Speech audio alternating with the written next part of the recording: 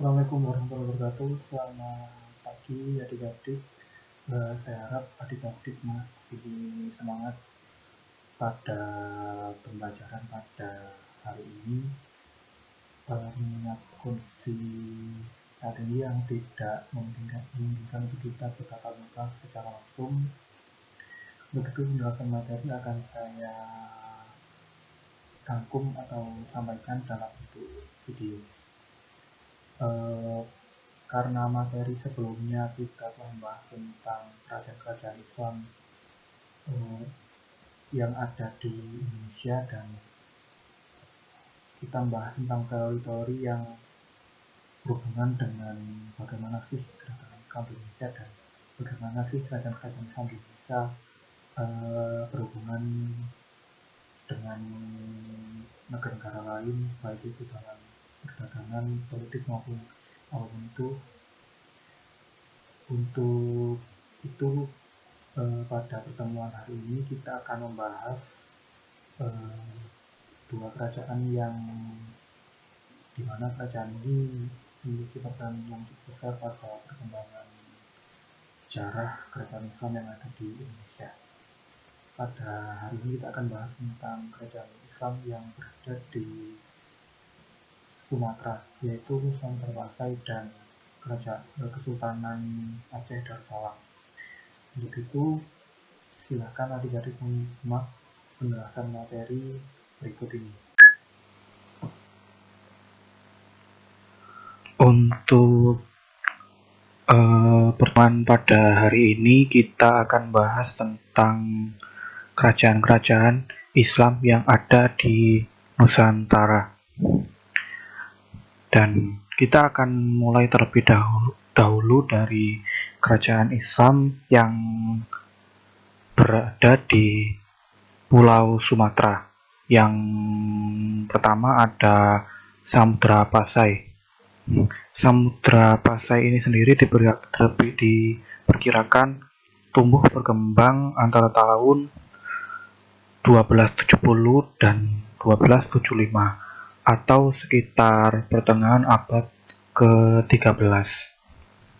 Kerajaan ini terletak kurang lebih 15 km di sebelah timur Lok Sumawe, Ngangro Aceh Darussalam, dengan sultan pertamanya ialah bernama Sultan Malik As-Saleh, wafat tahun 666 Hijriah atau 1267 Masehi.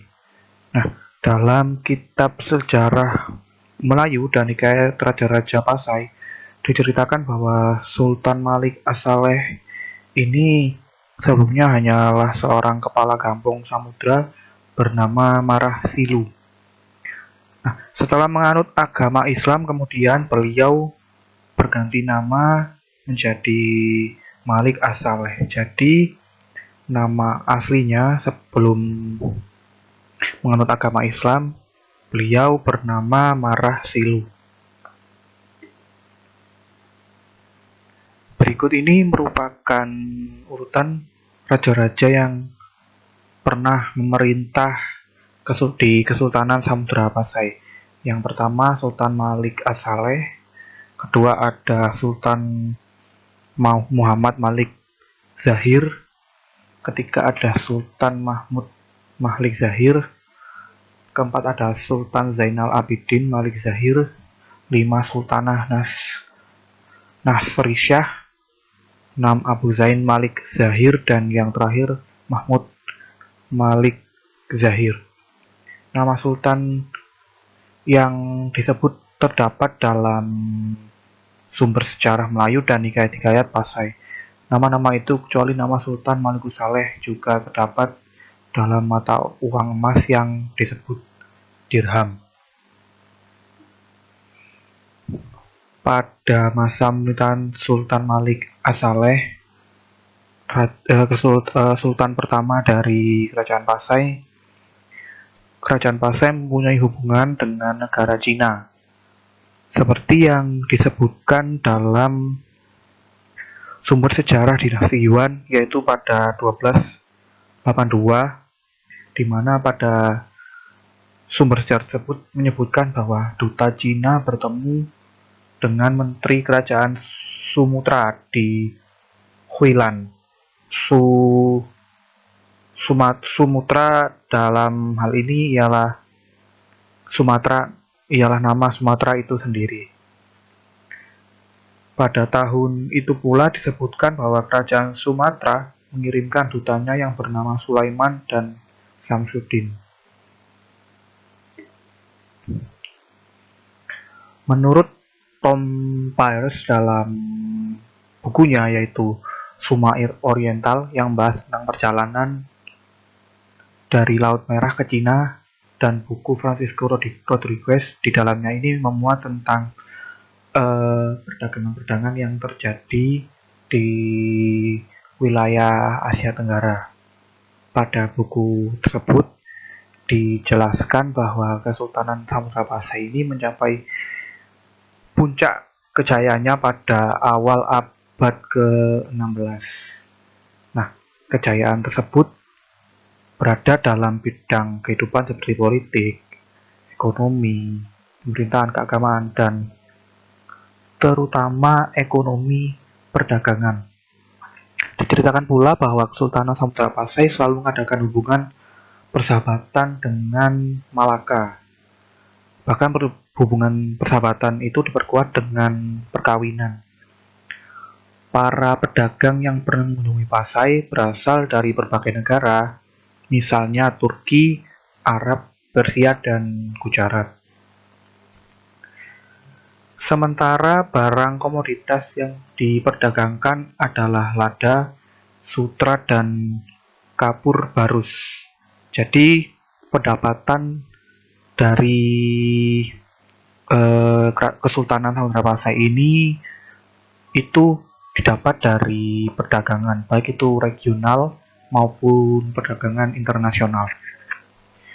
Pendapatan lainnya yang diperoleh ialah dari pajak yang dipungut dari barang ekspor dan impor. Jadi kan telah dijelaskan tadi bahwa Samudra Pasai ini telah menjalankan perdagangan baik itu regional maupun internasional. Nah, dari perdagangan internasional itu ternyata pajak yang dipungut itu masuk sebagai pendapatan dari kerajaan Samudra Pasai, Kesultanan Samudra Pasai. Selanjutnya, kerajaan Samudra Pasai mempunyai peranan penting dalam penyebaran Islam di Asia Tenggara. Dalam bidang keagamaan, Ibnu Battuta menjelaskan bahwa Kesultanan Samudra Pasai juga dikunjungi oleh para ulama dari Persia, Suria, dan Isfahan. Dalam catatan tersebut disebutkan bahwa Sultan Samudra Pasai sangat taat terhadap agama Islam yang bermazhab Syafi'i. Sultan selalu dikelilingi oleh para teologi Islam. Nah,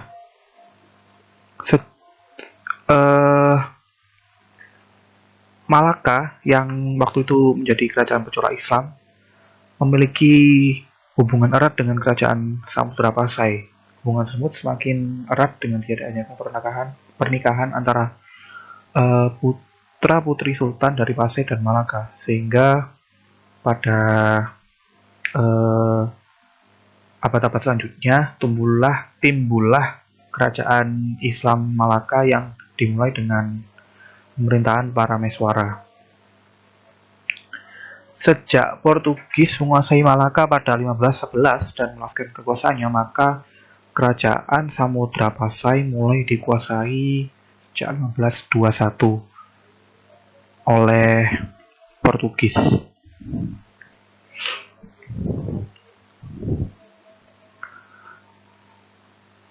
Selanjutnya kita akan membahas tentang Kesultanan Aceh Darussalam. Pada 1514, Ali Mubayak Shah dilantik sebagai Sultan dengan nama Kerajaan Aceh Darussalam. Wilayah kekuasaan dari Kesultanan Aceh Darussalam ini dimulai dari Aru sampai Pancu di pantai utara dan jaya sampai ke Barus di pantai barat dengan ibu kota Banda Aceh, Darussalam. Kesultanan Aceh Darussalam ini beberapa kali melakukan perlawanan terhadap Portugis. Yang diketahui sampai saat ini itu perlawanannya dari tahun 1521, 1526, ada 1528 dan 1542 Masehi. Raja terakhir yang memimpin Kesultanan Aceh ini bernama Iyadin Muhammad Daud Shah 1570 sampai 1904. Aceh Darussalam mengalami zaman gemilang pada kepemimpinan Sultan Ali Mughal Shah, Sultan pertama dari Kesultanan Aceh, Sultan Alaidin Riayat Shah II, Sultan Iskandar Muda Dharma Wangsa Perkasa Alam Shah, dan Sultanah Sri Ratu Tajul Alam Safiyatuddin Johan. Pada 1520, Kerajaan Daya masuk ke kawasan Aceh. 1524, Pedir dan Pasai ditaklukkan. 1529, Sultan Mughayat meninggal.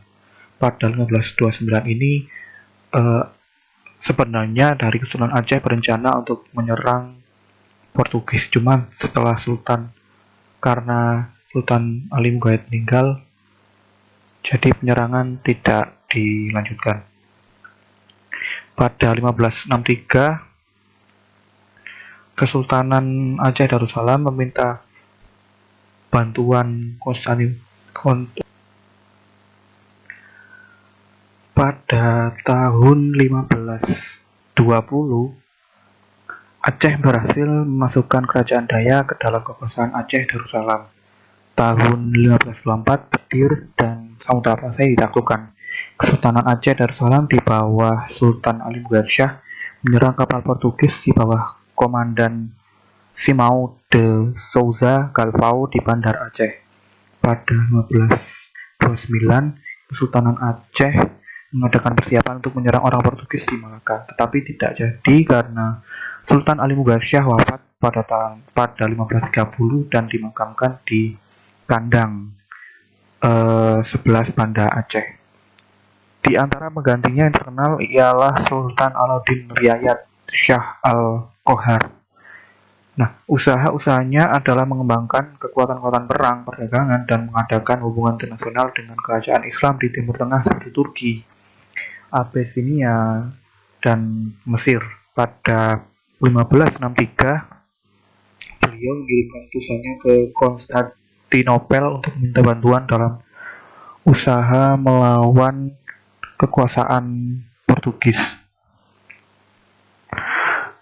2 tahun kemudian datang bantuan dari Turki berupa teknisi dengan kekuatan antaranya Sultan Alauddin Riayat Shah menyerang dan menaklukkan banyak kerajaan seperti Batak, Aru, dan Barus.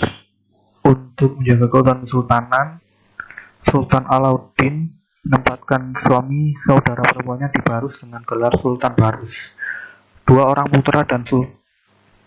putra Sultan diangkat menjadi Sultan Aru dan Sultan Pariaman dengan gelar resminya Sultan Gari dan Sultan Mughal, dan di daerah-daerah pengaruh Kesultanan Aceh ditempatkan wakil-wakil dari Aceh. Kemajuan Kesultanan Aceh ini diketahui ketika masa pemerintahan Sultan Iskandar Muda, yaitu beliau